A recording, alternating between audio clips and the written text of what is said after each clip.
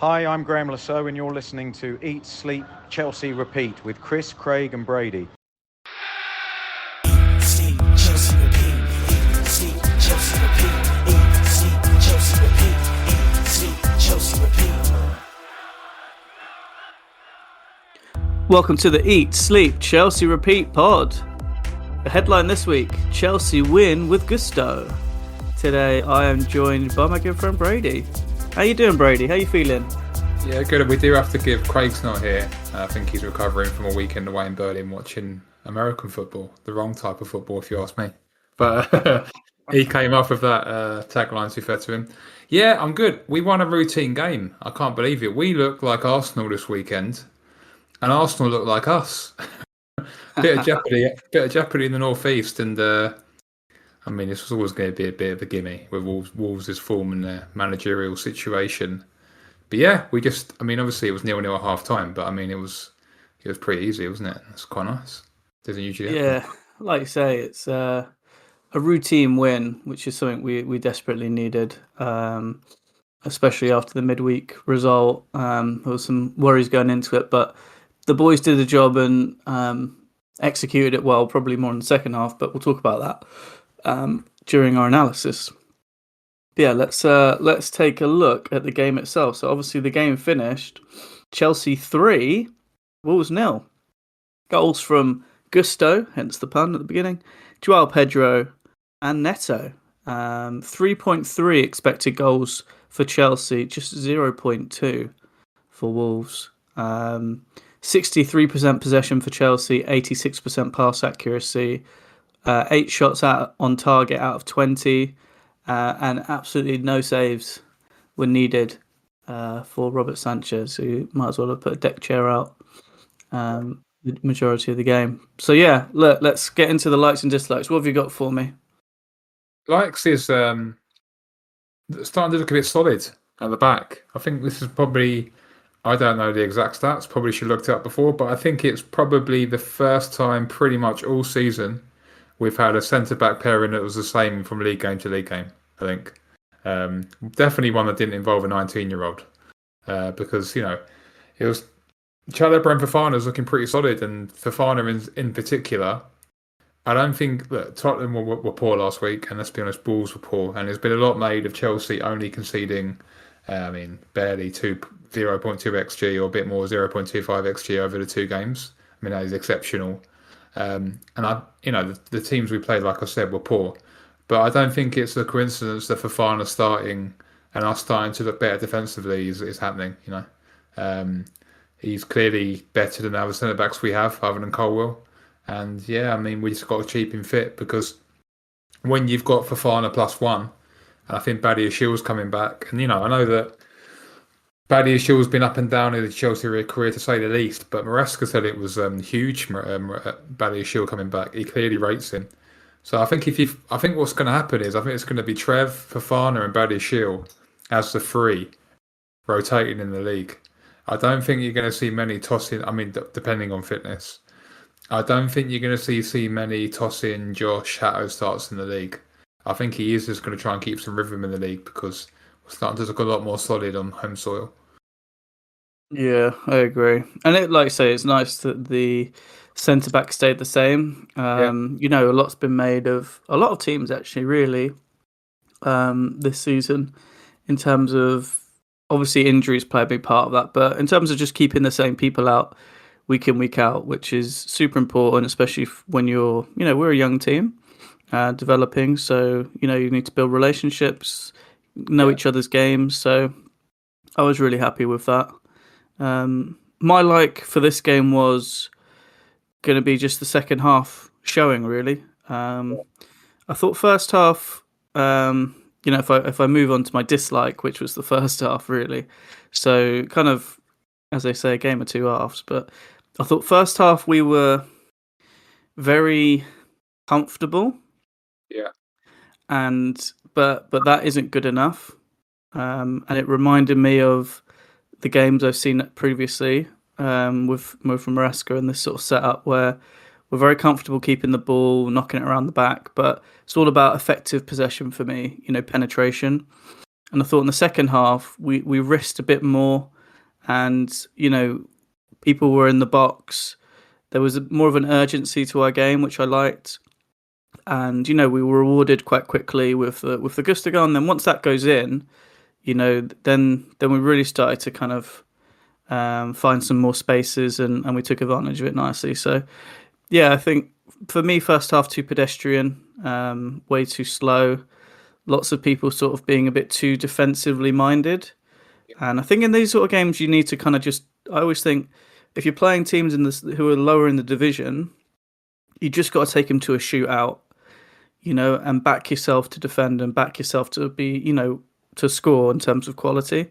And I think we were almost playing as if we were a bit nervous from the other night. Yeah.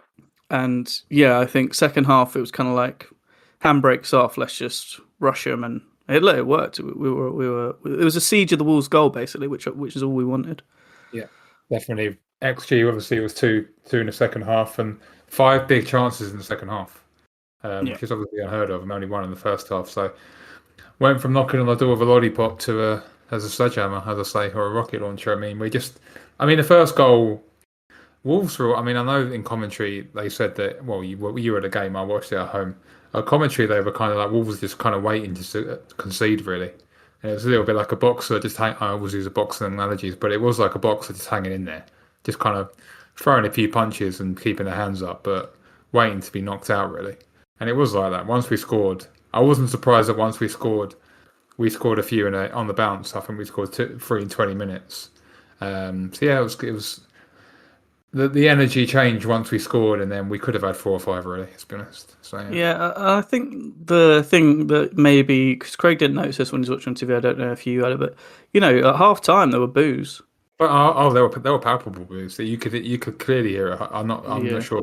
Maybe Craig was watching in a pub somewhere in Berlin. There were a lot. It felt like there were. People were pretty worried about the second half, and they were pretty concerned about the performance level, and they wanted to make it known. I said off the back of a poor result midweek, which people think, well, that's put us in a dangerous position now with the Champions League. You think, God, if you don't win this one, because of the way the table is at the moment, where if you win a game, you go about 7 or 8 places above everyone else. If we'd lost and we were sort of hanging around mid-table, it just takes another game to get you back up. So, it was an important second half, really. It was really important. It was a bit. Always, I mean, winning we went second. I mean, we dropped down to third after City won yesterday. But to be third at this point, I mean, obviously, like you said, I think there's, looking at the table now, there's 5 points between 13th and third. I mean, it's crazy tight. But obviously that expands as you assume as the season goes on. But it is a season where, a lot of there's been maybe like 90s football where like you're not going to win a league of 95 points this year. It's going to be a lot of teams taking points off each other just because of how competitive the league is. So every win is really crucial. More than ever. Did you have a dislike that wasn't? I did. Yeah, a bit more of a macro one. I think we've got a bit of an issue at 9, to be honest. At the moment, João Pedro's goal was the first goal at 9 scored by a player playing 9 in the league in 6 games. So the last 8 games in the league, we've only got our 9 has only scored 1. So, I mean, and João Pedro isn't really even a recognised 9. I think we need to. I mean, I'm skipping way ahead here. I think you need to go heavy in the summer for a 9, and I've said this before. Delap, I think, will be a good player, but it was strange this game because I was so critical of him after the Wolves game in the League Cup where he got sent off. It almost looks like because he's been kind of Maresca had a real go at him. Obviously, he almost seems a bit timid. He's almost not being him. There's a fine balance between getting in there, roughing players up, Diego Costa style, but obviously not getting silly yellows. Yeah, he looked like there was a couple of times where he got kicked, and you could tell he was like trying to be really level-headed. And it just seemed to just take the edge off his game a little bit. Now, obviously, match fitness is the thing. But I think he had below 10 touches in this game. And after an hour, it wasn't surprising to see him hooked. I mean, I was surprised that we didn't bring a striker on. But it actually worked quite well. Pedro Neto, false 9, and it worked out well. But I think 9's an issue. Because, Guiu is extremely raw. Delap. I mean, Delap's an okay player, but you can't really see him getting more than 10, 12 league goals this year, I think. Maybe 15. I mean, how many goals do you think Liam Delap's going to get from here to the end of the season if he stays fit? It kind of depends how many games he's going to play, I think. Because I'm not. Let's say he plays 2,000 minutes. I'd expect him to get 8 goals. Yeah, so that's not going to. We are going to have to. And João Pedro's got, I think he's got 4 or 5 already. And he's obviously I expect João Pedro to be getting 15. Yeah. So that's not bad as a 9 unit. But I think, it's been well known. I mean, he keeps starting Pedro in the 10. He started in the 10 this game, Pedro. And Pedro didn't go to the 9 when Delap came off, did he? So I'm going to be controversial. Well, is it controversial? I like I didn't like Delap for sure because he was poor. Yeah. But I don't know how to explain this. Harry Kane went through a period, right, of not scoring a goal, right, for a while when he was at Tottenham, and it was all, big news, whatever. And the issue is, he keeps coming short. He keeps coming short for the ball, and that was the issue. And he should be on the shoulder, and that was always very critical of him during that period at Tottenham. That happened to Delap on Saturday. He was so desperate to touch the ball, he forgot that his job is to be there. And I don't know if he was told to do that, but the way that those two players play, the 9 and the 10, it actually doesn't really suit him. The way the team is set up, because to play in that position, and it's almost like a 4-2-2-2 with like a 2 central, 2 wingers, and 2 attackers. It almost doesn't suit him because he's more of a traditional 9, and we're kind of asking him to. The 9 and 10 are basically, both of them are kind of playing false 9s. Yeah, it's kind of weird. So it doesn't really suit him. So when Pedro Neto and João Pedro were playing there, it looked really good because they were really good at getting back and getting forward, and their ball retention was really good. Delap's a bit of like a lorry. He's not as flexible and as quick, so he's not taking a few touches and pushing it wide and running into the box. And we saw that for the Pedro Neto goal. Like it's just not his game. I actually don't think the team is well set up for him. I think that would be my criticism. I don't think he's what he's being asked to do is not his skill set, in my opinion, and I think he might suffer because of it. Well, he's gone from being a talisman at Ipswich, right, to being part of a team, if I'll say that, because I mean, obviously Ipswich were a team, but if it clearly the Ipswich last year, if it was Delap it didn't quite do it, but it was him who was going to keep them up, right? Like when we played them away and they beat us 2-0, he was the problem. He was on pens, he was the guy.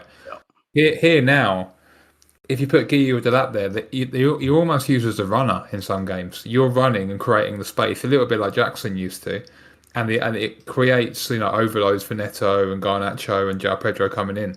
So you kind of have to do the unselfish work. So yes, I don't know. I just, it's clear to see. I mean, if you look at I'm just looking at the top scorers in the Premier League here. Fernandez has got 3. Pedro Neto's got 3. Caicedo's got 3. João Pedro's got 4. Just chipping in, I mean, I know that everyone else in the Haaland's got 14 and numbers, but it is going to be, you hope that Neto gets 9. Garnacho's obviously starting to chip a bit. He gets 6 or 7. João Pedro maybe gets 12 to 15. Delap gets 8 or 9. It is going to be like that. I think that's good though, because it's exactly how the team has been set up. It's very, it talks about the people they signed in the summer. They're all dynamic in terms of what position they play. I don't think Delap is like that. He's very much a 9, like traditional 9. And I think there will be games that suit him with the opposition and the way we set up. But I think a game like this, where you're asking everyone to kind of be very mobile and adaptable and flexible and stuff, he's not really. He just looks really awkward. He's not match fit yet, really, and this was his first. Yeah, there's that as well. Yeah, for sure. His first start in a long time, and he did look rusty. But I do think I don't think you can go in next summer with Lee and Delap and Guiu and João Pedro. I think they're going to have to go at 9, so I have to wait and see. Yeah, we will see. But let's get on to the players. Let's do temperatures. Time to see whose form's on top, who's heating up, whose temperature's dropped, who's been playing well and who's not. It's freezing, warming up, boiling hot.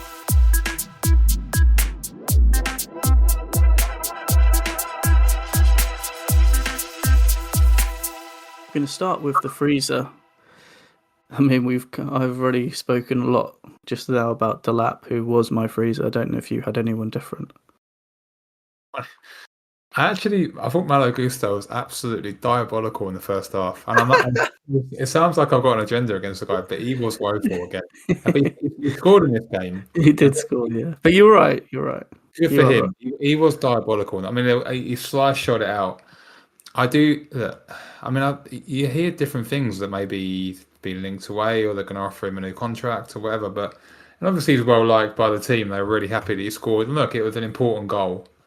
But it is I'm not going to put him in the freezer, but it is just such a massive downgrade when he starts and Reece James doesn't, And when Reece James was in his rebuild phase, when he was kind of playing within himself a little bit, building his fitness up, there wasn't maybe that chasm of quality. When Reece James, you would never ever consider playing Malo Gusto in a big game unless they're doing that thing where they're playing as a free and he kind of rules as a right winger. A little bit like we did in the PSG game. But, yeah, I mean, when you look at the fixtures coming up, you don't really want him starting too many games. I mean, you don't want him starting Barcelona or Arsenal. I mean, no way. Maybe Burnley. But, yeah, I do think with the squad the way it is, I do think you could maybe move on from him, sell him in the summer, but we'll have to wait and see. Yeah, I think he's he's a squad player who's being overused, probably. He is still young. Look, he's 22. I don't want to get on the guy too much, but he does this thing where I know it's a tactical thing, and I really hated it when I used to play football. So when people put their foot on the ball for no reason, he constantly just puts his foot on the ball in any situation, and he's always, rather than just taking the positive body language, or obviously Lavia is not fit, but what I really like about Lavia when he's in that pocket, that 10 pocket, or in the middle of the field, he can twist, he can turn it, and he can go. Malo Gusto always passes it back, or flicks and goes around the side and doesn't really do anything, So, yeah, I think it's frustrating for two reasons. I don't think the player is of that great ability in some senses, but he's also being asked to do things that really a player even of better ability would find difficult. So I think Maresca just thinks there's a player there that isn't, I think, a little bit. And it might take a long time for him to learn it, to be honest. Unless he really improves, but I can't see it at the moment. The inverted role really doesn't suit him. Look, no, I don't think he's going to be the right back replacement for James. No. But, here's what he is. I think he's more of a utility player. And, I agree. I think you can easily upgrade him. And question is, who do you get in, and what you're looking for? I just think you play Josh Ashebong there. I think you can just. I think he's. Maybe. Yeah. I think he'd be right back. I think you could give him a go. I don't see many things Malo Gusto can do that Josh can't do really. Gusto is quicker, and he can get, but he never gets in positions to go up and down unless we play that system where he is kind of the de facto right winger where he does look better. But if you're playing him in an inverted role, you don't want him in a 10 pocket. He's not good there. And I do think he's a good. I think he would be a really good pickup for a lot of teams, Gusto, if you play him as a traditional right back as well. So I think you can get some decent money for him. 100%. I think if he went abroad, especially, he got a bit more time on the ball, and they played him as a pure thoroughbred right back, up and down, because he has got an engine, he has got legs, and he can cross the ball pretty well. I'd love to see him at Atletico Madrid. Yeah, exactly. Yeah, and look, he's that kind of player. Yeah, and money's tight. I mean, we're not going to be able to go big, I don't think, next summer unless we sell. So, I think you could try and get 30 million for him, but let's see what they do. All right. Let's move on to warming up. What was your warming up? There's a few people to choose from here, really. Yeah.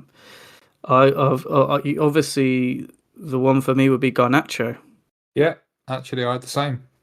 Yeah, we'll talk about him. I've got another one as well. So, Garnacho, let's discuss him. Obviously, he scored midweek. He had scored against Sunderland and now a couple of assists in this game. I thought Garnacho's a good winger. I think let's let that be known. He is a good winger, and in these types of games, he will be better than good because the opposition is really average.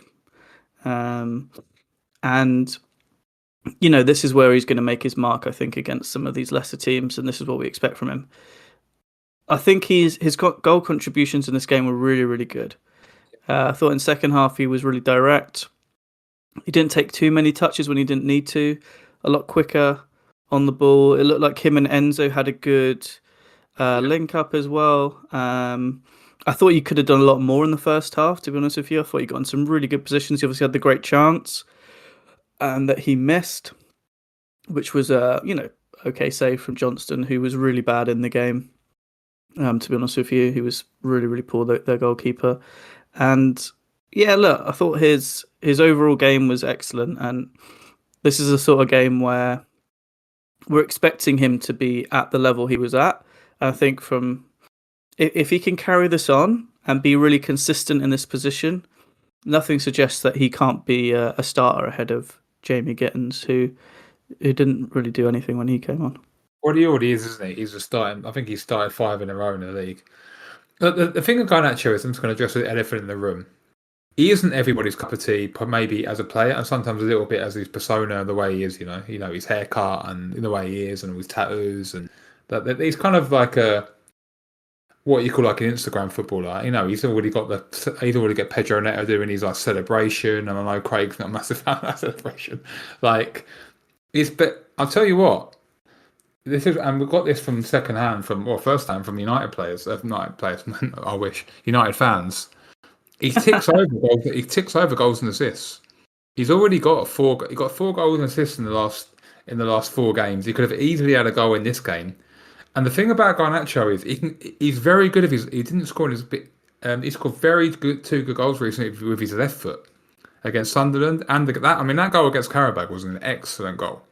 I know it was. Yeah, that was an outstanding goal. It was a really, really. It was overshadowed by the draw, but that reminded me a little bit of what Hazard used to do, where short backlift, bang in the corner. Gittins can't do that.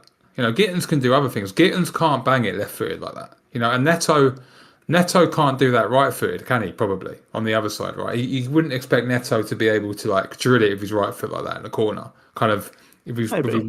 Yeah, one against Arsenal at home, didn't he? Where he put it, that was left-footed though. Yeah, that was left-footed. From about 30 yards. Yeah, that was left-footed. You wouldn't expect.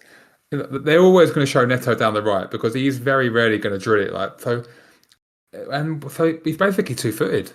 So yeah, in this game, a left-footed assist and a right-footed assist. So yeah, I think he's looking pretty good. I've heard some stories online that maybe on X or in the Chelsea camp that he's challenging. He's hitting a Frank Lampard and he's staying afterwards and he's like shooting practice and he really wants to make it work.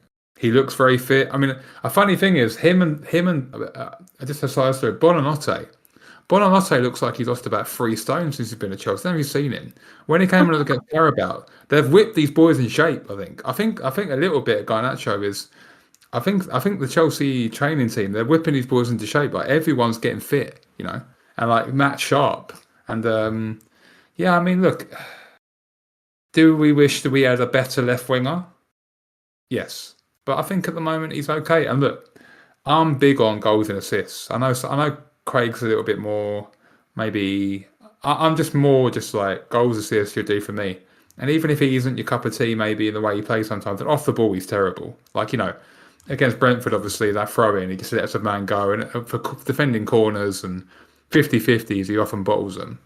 But in terms of attacking-wise, he's doing well, so you've got to give him his due. And I think we have to just try and forget that he's come from United, he's come with a bit of a stigma, he's come with a bit of a rep, and just treat him for what he is. And it's difficult to do that as a fan sometimes, but if you're looking at the player, he's doing well. Yeah, he's definitely growing. I think one of the issues I have with Garnacho is his possession Too many easy ball losses. Now this was a game that was more helpful for him because the defense is quite deep. But I think in the bigger games, we've got obviously Arsenal coming up, Barcelona. When you receive the ball, you're under a lot of pressure. And one of the great things about the best wingers in the league, Saka, if we think back to I don't really know Salah, probably Doku these days, after his performance on the weekend, is being able to keep the ball and bring everyone, bringing the team up with you. When you're under pressure in these big games. And I think when I've watched it, the Qarabag game was a really good example of this.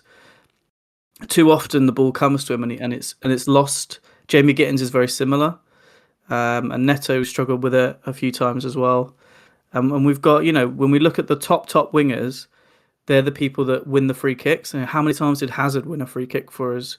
Drogba was really good at that when he was up front. You get the ball and you don't lose it, and you get a free kick, and then you bring the team back up. And I think if he wants to get to the next level, Garnacho, he's got to learn to keep the ball better and pull the team up with him. And you've got to really, really love having the ball and not give it away. So I think his GA is always, like I say, it's going to tick over. I think his vision in terms of his execution is not too bad. I think his finishing, obviously he's missed a few really good chances for us already, but he's definitely got a good shot on him on his day. But yeah, I think for me it's always about the ball losses, and this was something that Jackson and Madueke really suffered from when they were playing with us, and that's what I think they were thrown out.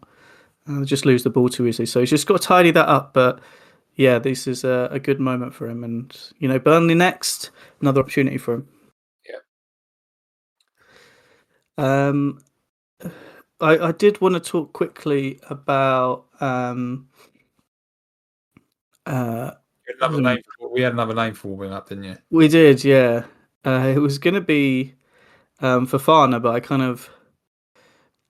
of talked about him a little bit last week. But another really good performance. I thought he was outstanding as a centre back again, just dominating. The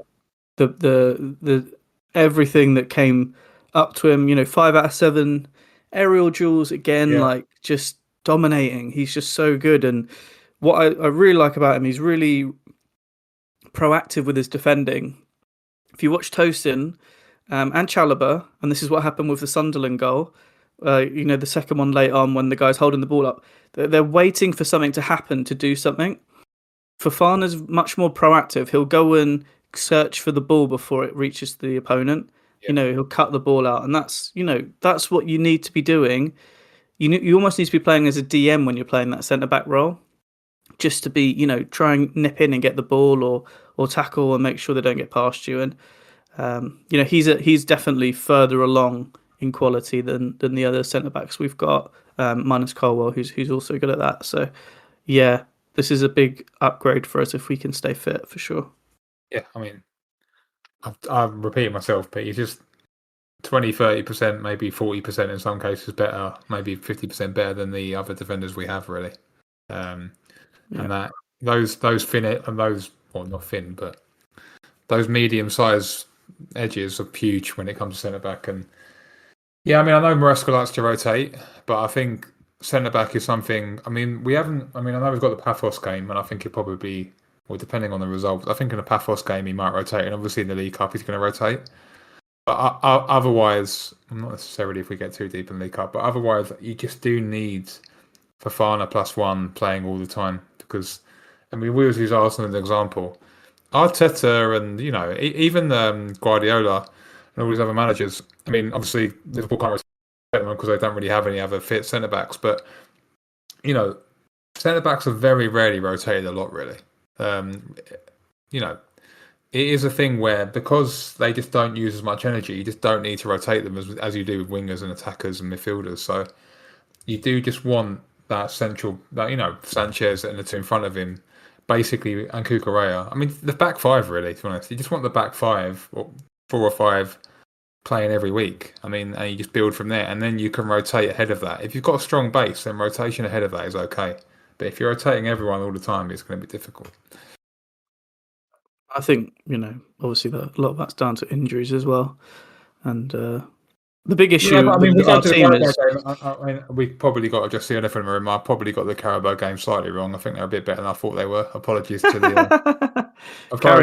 carry a bag or Qarabag now? Have you? Is it I'm Qarabag carrying. now? I'm carrying my bag of guilt. Apologies to the Azerbaijan football community. Please don't come to my house and throw stuff. Don't come bully me. The apology. This is the apology. But The no, they official were obviously. apologies out. I think I watched when we beat them 4-0 8 years ago with Hazard and whatnot. I was like, it's to be a walk in the park, and I was like, oh, not quite. Well, to be fair, Yeah. I do think if we played a better, I think if you watched Chelsea 8 years ago, you probably think they should be winning the game Yeah. 4-0 too. Apology accepted. I'll speak on behalf of Qarabag. Cool. Let's get on to boiling hot. Let's get on to boiling hot. I mean, we've both been critical of this player, but Enzo Fernandez was, I assume, Yeah. his yours, Yeah, or one of yeah. yours. I mean, this was the best on the ball, or probably all round performance I've seen from him, maybe ever in a Chelsea shirt. I mean, in certainly the league, certainly this season, for sure. He was just so aggressive with his decision making with the ball. I mean, the first thing that he did was do a through ball for Garnacho to lock onto. He just realised that when you're playing a low block, you have to be inventive and you have to be aggressive. And I hope this continues because it is so easy for us to play. I watched the training. Chelsea are very good at the Rotonda where they're pass. They're very good at passing it around the back and looking good, but they do struggle with the incisiveness. And he was like, right, I'm not literally from minute one, incisive passes. And it was so impressive because his pass accuracy was 97% this game. And he tried a lot of difficult passes. He should have really earned an assist with Garnacho, missed a very high XG chance in the first few minutes. 2 chances created, 8 recoveries in this game, so he did the other side of the game too. But yeah, it was him and others are often kind of victim, or you can accuse them of just going for the safe pass. This was like, right, when you're watching on TV especially, it's so easy as an armchair fan to go, look, there's a ball there, like you can like there's a through ball there, pass through. And it's obviously when you're on the pitch it's much more difficult, but every time I was like, there's a ball, and he did it. So yeah, very, very proactive. And I actually thought Caicedo was a bit leggy in this game, so he actually did a lot of the work for Caicedo in there, so it was a really good performance. Yeah, I think you hit the nail on the head, to be honest with you. He just ran the game, basically. Yeah, exactly right. And I agree. I think, sometimes you can watch these games and you look at the players and you think, they look, some of them are looking good because the opposition is not good. Yeah. He looked good. He would have looked good no matter who was playing. Yeah. We were playing against. His decision making and his execution were unmatched. They were like top class, the best I've seen from him in terms of creativity. Not obviously the execution is a huge part of that. So many one-time passes, first-time passes into forward areas. Huge, like that is a huge advantage for us in these sort of games. And I don't know if he was told beforehand or if he was just randomly up for it. But yeah, I've not seen a performance at that level for maybe ever really from him. Maybe the Liverpool game at home where he was man of the match. But yeah, like this was a masterclass really from Enzo in terms of the traditional 8 role, I would say. He's just missing a goal really, or an assist, like you say, to really give him his flowers. I was really impressed with him, and can he keep doing it? I hope so. It's a difficult job. Obviously, he's benefiting in this game from not having to run back as much, because the opposition wasn't really offering much, and we were able to deal with it. So he was able to hold his position quite centrally in like the kind of area of the 8, and he had time to get his head up and look. And then when the ball came to him, he was decisive. He was quick, and I was really impressed with him. Really impressed. And yeah, more of that, please, from Enzo. That was, if he plays like that in any game, we're probably going to create a lot of chances. So, yeah. Fantastic, really. Yeah, he was my boiling hot. I thought he was stand up. Yeah. Cool. So yeah, I think that's it. Any other mentions? What's your take on Wolves? I think they're going down. I mean, Played him twice now. it's been a bit weird with Rob Edwards. Like, Luton shouldn't have sacked him, and he's gone to Middlesbrough. And I think Luton were right second. They were going back. They were going nowhere. Is he? He's from Wolves, isn't he? So he's got really strong connections. I think he has managed a little bit heart over head. The opposite of what Gary O'Neill did, because Gary O'Neill, it's quite funny. Gary O'Neill was actually, you wouldn't have noticed, he was analysing the game. So it was quite funny that they got him in after he rejected the Wolves job. Yeah, I did see that. There was one funny moment where he said, they've gone to a 3-6-1.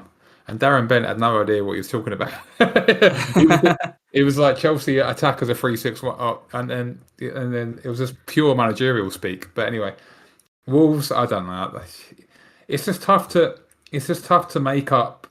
They've got to make up 8 points on Burnley, and that isn't usually that difficult. But it's just Burnley they're just ticking. It just looks like that you're going to need 35 points to stay up. So they've got to get 30 points in 37 games. In 27 games. Sorry, it's got to pick up over a point a game. It's just tough. I just think they'll fall short. I just think it's not like if it was last year, they would have been all right because you've got a couple of teams that are going to get 20 or below or whatever. But this year, everyone's just better and they've regressed, unfortunately, and I think they will go down. Yeah, I think they will. But the January transfer window is an opportunity to show their ambition, because if they get Rob Edwards and they're able to get, I would say, probably a midfielder and a centre back, then I think they could have a good chance. I think there are some good players there for sure, but they need to pick up points very quickly, because you don't want to be, like you say, too far away. If they win a next game, they just need to win two. Yeah, they just need to win 2 more games than West Ham, Forest, and Burnley before the end of January. They had to beat Burnley. That Burnley was a swing game. Because if they won that and Burnley lost, Burnley would be on 7 points and they'd be on 5, right? Yeah, but you got to remember, we've got to play all these teams again, and that will be the advantage for them, and that will be Rob Edwards' job. Just the next 3 is 3 of the next 4 at home, but Palace at home, you can't see them getting much really. But yeah, I think they're down Wolves. Yeah, you never know, but it doesn't look good. All right, well, look, we'll take this time to go around the grounds and catch up with what else has been going on in the Premier League. Are you ready? Yep. Excellent. Start the music, please. And we're off. Tottenham Hotspur 2, Manchester United 2. Richarlison went too early with celebration, didn't he? United, I don't think United, they never really impressed me that much when I watched them, but they're picking up results. They're a lot more resolute. I don't think they're actually playing much better football than they were before. They're not really losing much anymore. And they're just getting better. And I think both these teams, maybe United more than Spurs, I think both these teams will be in the top 4, top 6 fight. But yeah, I think United are improving. Yeah, definitely. It was a late show really at the Tottenham Hotspur Stadium, and nice to see Richarlison's celebration meaning nothing in the end. So that's always good. Right, Hill Dickinson, Everton 2, Fulham 0. They need to win. They've been a bit wobbly, Everton, with their results recently, but it was a good win for them. I think Fulham are in massive trouble. I think I saw a stat today in the Athletic. Their top goal scorers own goals. They're in huge trouble for them, I think, because they look completely toothless. And although statistically, I've got Joachim Andersen in FPL, and he's really good for defensive contribution, so he was picking up 3-4 points. But even though statistically they don't often give much away, they often only give like an XG away or a bit less. They very rarely keep clean sheets, and they're not scoring. They've never looked like scoring more than 1 goal a game. I think they're getting dragged into it. I think for a team like Wolves, you might be looking at them going, I hope they get dragged into it, because they look poor for them, very poor. Yeah, I don't think they've got a lot of goals in them at the moment, do they? There's some weak players there. I think Silva's always been a little bit like, he thinks he deserves a better job, a bigger job. He's got a look in his eyes where he's like, I think this is my last season here. He's just got that look, Silva. He just looks dejected. He's a really good manager, but I think they're going to struggle. Yeah, I think they'll be fine. I think they'll stay up. But yeah, it was the Keane and Dewsbury Hall show as he was player of the match. So yes. one to watch, maybe. West Ham United 3, Burnley 2. They made hard work of it. They made hard work of a must-win West Ham, but they got over it. And but I've got to say, just talking about Burnley, win, lose or draw every week, Burnley putting up a fight. You know, we've got them away at Turf Moor next. Even if we win that game, it won't be easy. It's not like there's no gimmies in the league anymore. I mean, even when Burnley are losing, it's like 3-2. You know, and even against Arsenal, although they obviously got dominated, they even had a go at the end, and like they could have scored and put a bit of pressure on Arsenal at the end. Very tough team, Burnley. Very tough team. Yeah, they got this guy Ugo Chukwu in the middle. He's pretty good. Yeah, he's good. We always said he's good. Yeah, it was nice to see Callum Wilson back fit and firing, but West Ham looked like they got a lot of their injured players back, and they'll be. I think they'll be pretty tough to beat at home now. Again, lucky we played them. Sunderland 2, Arsenal 2. I mean, Sunderland make Arsenal a human. I mean, 2 goals conceded in a game. They've got to concede 11 more for us to keep our record of least conceded in the Premier League. And yeah, I mean, it contextualises the Sunderland result versus us, doesn't it? I mean, Sunderland they look really good in terms of not really maybe creating much, but just competing in the game so well. And with Arsenal, I mean, look, I still think they're heavy favourites for the league, but they're only 4 points in front of City now, and they've got the North London derby, then us away. So, I mean, City are just creeping up there a little bit. So yeah, it's not looking quite as rosy as it was. Chelsea creeping up. Yeah, this was all about Daniel Ballard, who's really emerged as a bit of a superstar for Sunderland. But yeah, it seems to be the late show at the Stadium and Light a lot, and Sunderland do seem to like scoring late goals.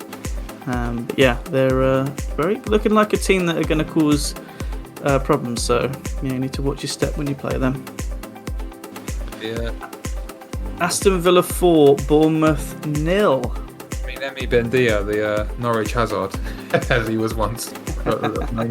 Yeah, he's doing really well. I watched the highlights of this game. I mean, it was basically all set pieces, and it wasn't a 4-0 at all. And obviously, Bournemouth missed a penalty, but Emery, he's getting results. I mean, I think they lost the first 4, didn't they? 3 or 4. They didn't score a goal in the first few games. Yeah. But he just gets results, you know. He just gets them ticking. I don't think Watkins has scored a goal this year, has he? Oh, he scored 1, sorry. So they're doing it all without the striker scoring, chipping in. So yeah, I mean, they're looking. Again, I think they'll fall off a little bit because I do think that the squad isn't. I just don't see them competing for the top 4, but top 6 is definitely there for Villa. Yeah, definitely. And like you say, we're always hard-working, Villa, and good squad. You know, you can get people like Ross Barkley coming off the bench and scoring. So. Yeah. And Bournemouth chipping in.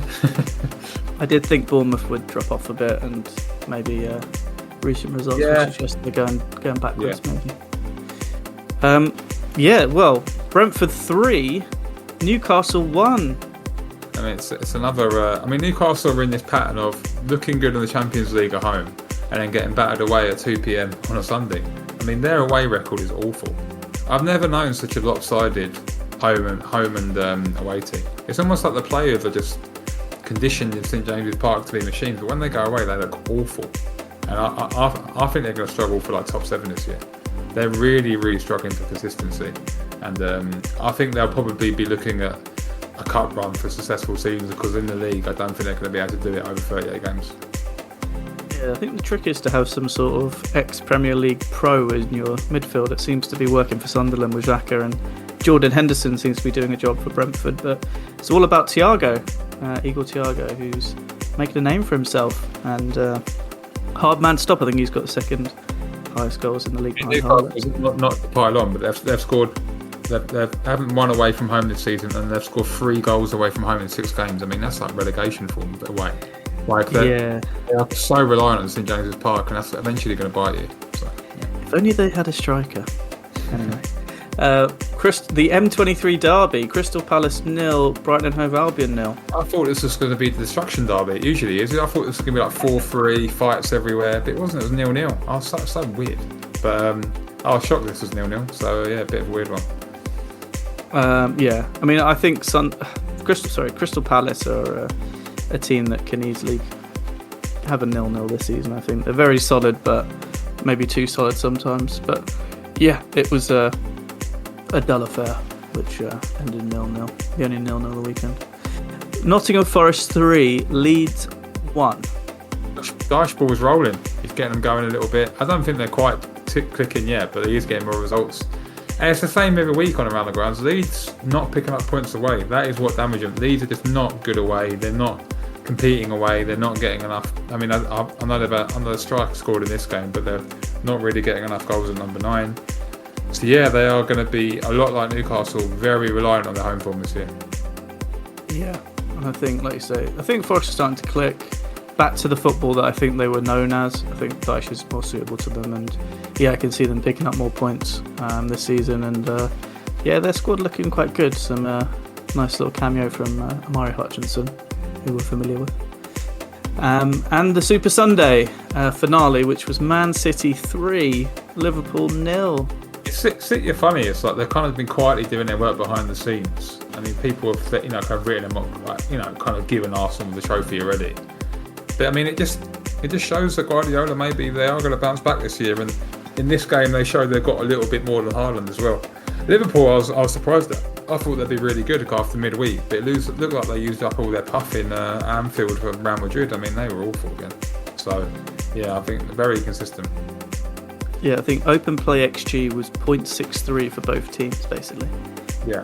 Which was not surprising from when you watch them. But a lot of running around in this game and not a lot of quality. But I thought Doku was the star of the show. But yeah, Liverpool looking lethargic and quite stretched, and maybe the issues with the coach potentially. Yeah. Right. Well, that concludes Around the Grounds. Thank you very much. Cool. Right. We are going to quickly touch on the Champions League because obviously we had the game against Qarabag, which was 2-2, and that's put us in a precarious position now for qualifying in the automatic top 8 spots. Remaining fixtures are Barcelona at home, Atalanta away, Paphos at home, and Napoli away. What's your take on where you think we can finish in this Champions League group, and have we blown it for top 8? I think Chelsea will probably finish in the middle 16, but I don't think it's as big a deal as maybe some people think it is. I think we've got 7 points, right? 7 points from 4, and at the moment the team that's 8th, which is Liverpool, and there's 4 teams on 9 points from 8th to 5th. So it's only 2 points ahead. I think looking at the odds, I think it was like with like 20% or something, or 30% to get in the top 8, and pretty much guaranteed to get into the middle 16. Look, I can see us beating Barcelona, and if you can beat Barcelona, obviously that means that they don't win. So you go 3 points in front of them, and if results go our way, maybe we can sneak into the top 8 already. But we've got some tough games, man. I mean, I know Napoli have been a bit inconsistent in the Champions League lately, but like Atalanta away and Napoli away, that's tough, and Barca at home. Obviously, got a bit of a gimme. Well, not a gimme, but I'm not going to, after my Qarabag antics, I'm not going to be having a go at Paphos, but we should be Paphos. I will agree with you on Paphos. I think we should be Paphos at home, probably. But although we probably will heavily rotate in that game, I think we're going to get, if you want a prediction from me, I think we're going to get, so there's 12 available. I think we'll get 14 points from these games. Sorry, 7 points from these games. So I think we'll get 14 points, which means I don't think we'll make it. I think we'll come about 10th or 11th, and we'll just have to play another tie. Not the end of the world for me. No, I would probably agree. I think you can get away with having less than 16 points this season and getting in. I just think there are slightly better teams this year who were in it than last season in terms of the quality. And I think there's an opportunity because of that. The points will be slightly less. So I think people are beating each other a bit more. But yeah, I think we can beat Barcelona at home. I genuinely do. I've watched Barcelona a few times this season. I think they're dangerous. Yeah, but they're not.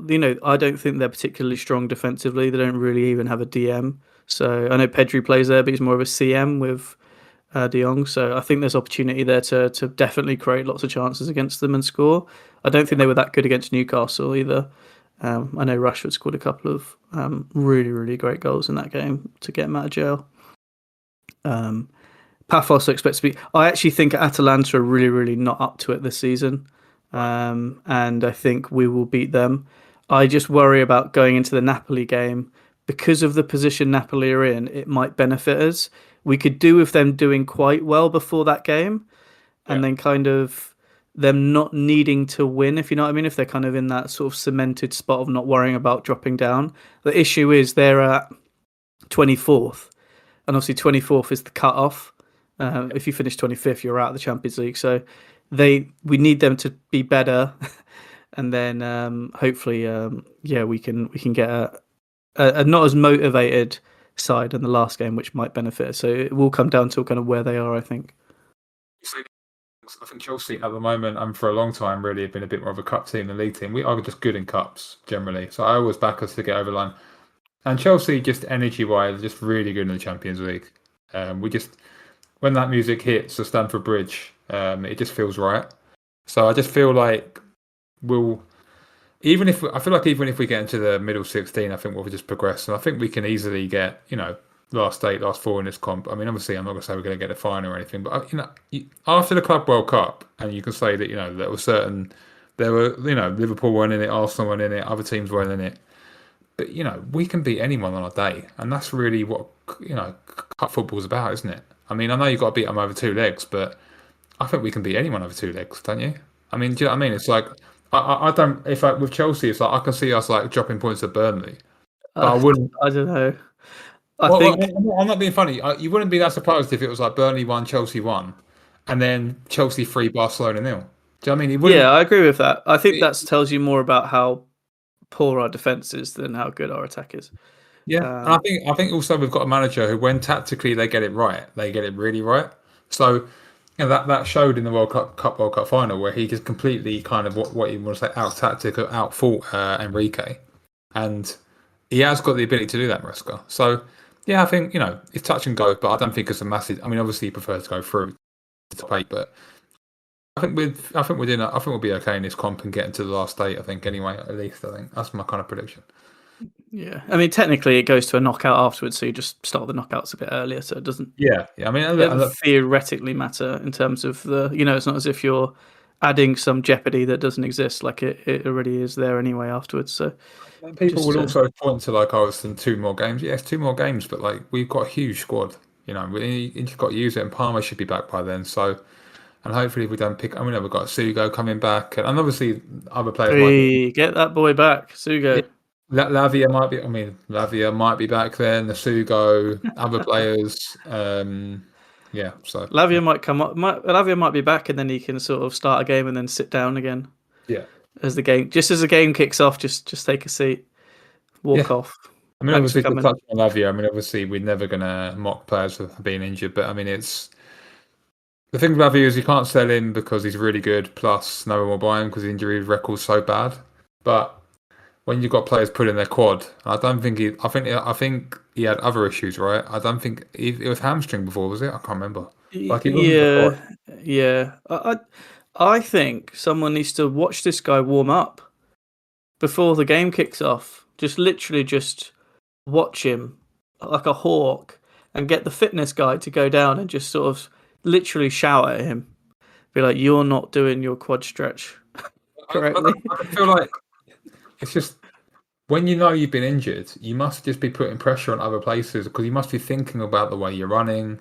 You must be thinking about getting hit, and when you do that, maybe you're just tensing your muscles a bit more, or just you're on that. There's so many tackles that you see. I mean, obviously, it wasn't a tackle. This is like an innocuous thing, but there's so many tackles where you see like. That player could have easily got injured or something, but because their mindset or their fitness is there, they just get up. Whereas with Lavia, you feel like every time he gets hit, he just almost thinks he's going to get injured. So when that's going to happen, you're just going to get more injured often than not. So I don't know, it's just a real shame because he's a really good player, but obviously. I love him when he plays, yeah. But like you say, it's just becoming a bit. We're not going to say. The thing is, we're not going to say in this podcast. I mean, Craig really dislikes when when Reece James was injured a lot, we were a bit more like, wow, is his career over? But like, what are we going to do here? With Lavia, because of his contract situation, his age, and his ability, you're never ever going to sell him, and he's probably too expensive to loan. So it's one of them where you just hope he just grows out of it, or it just stops, or they just manage it as well as they can, and eventually it gets better. But it's very, very disheartening. Well, hopefully Sugo comes back and he can sort stuff out. He's a machine. Yeah. Right. So onwards and upwards. In terms of, we get a little bit of a break. The players don't. They're off jet setting, first class, pampered to their destinations where they're playing international football. So we've got to go through that for next week, and then we're back. And we're back in the worst possible way, you'd argue, because our next game is a 12:30 kickoff away at Burnley. I mean, that's as, I wouldn't say it's as bad as it gets, but it's certainly not ideal to be that kickoff time, and you don't really want to be playing a team like Burnley because it's a potential banana skin. And the players might be a bit complacent. Yeah, I mean, I'm actually just on my phone here looking at whether Argentina Ecuador games are competitive, but they're friendlies. So surely Fernandez and Caicedo will only play one game, you assume. So, and obviously there'll be jet lag, but the air quality or whatever. You're so high up in the mountains or whatever that maybe you need like a oxygen mask or whatever. But yeah, it's not great. I mean, we got away with one a little bit. You wouldn't be wanting to go to Dyche's Nottingham Forest away, would you? We got away with it a little bit because it just felt like Andrew's always going to lose that game against us. Yeah. But we've been pretty lucky with I mean, Wolves didn't even have a manager. I mean, that interim guy, yeah, but they didn't really have one. We played Ange. We played arguably Tottenham for Thomas Frank. This would be a tough game. Like you look at it and it looks Potter. Potter. Yeah, it looks like that's true actually. It looks like not a gimme, but it looks like and we are favourites, but it's a tough game. I mean, it's just Burnley at home. They don't give much away, and it's the classic 12:30 in the north, be cold. What are we going to be up for it? So yeah, I mean, it's just going to be a very, very tricky game. And if you get out of there with a victory, you're just going to be loving it. And it's literally one of those where if you win 1-0 with an own goal and play terrible, it really doesn't matter. It's all about the result of that game. So yeah. Yeah, I think it'd be good because ultimately, if we win, it'd be huge. Obviously, it's the first game of the weekend. You go to 23 points, so you're 3 points off Arsenal. You're ahead of City, up second again. And then City are away at Newcastle and Arsenal playing Tottenham, and you think there's hope, might be some banana skins there. You never know how those games are going to go, whatever. So yeah, like a win's massive in that game, especially with Arsenal next. So I think drawing or losing the game and then going into Arsenal, you just suddenly it feels like it's going to be so far away. So yeah, a lot of pressure on that, and we'll see who's available because always an injury or two in these sort of international breaks. Actually, I think you could easily see halftime changes in that game because I think he might even do something like start Buonanotte or something. Yeah, I think he might. Yeah, managers always do this thing where they use the players that are in front of them in their eyes. Where like the players training at Cobham, they go, "Oh, this guy actually looks quite good," and then he'll start these players, and then they realise, "Oh no, actually not that good," and I've got to get the real players on to win the game. So I think. If it was a betting market, you might want to be betting over one sub for Chelsea. I actually predicted that we would do 3 subs against Forest at halftime. Not sure it'll be 3 subs, but you could easily see some players coming on maybe to save the game in the second half at Turf Moor. Well, hopefully not. Hopefully we can get it done early, but you don't want to be 1-0 down going into second half. That'll be awful. All right, but yeah, something to look forward to. Your prediction for that game? What do you think? So far away. Burnley 1, Chelsea 2. Very tight. Very tight. Yeah, that's classic. I actually think I think it'll be very similar to the Wolves game. I think 3-1,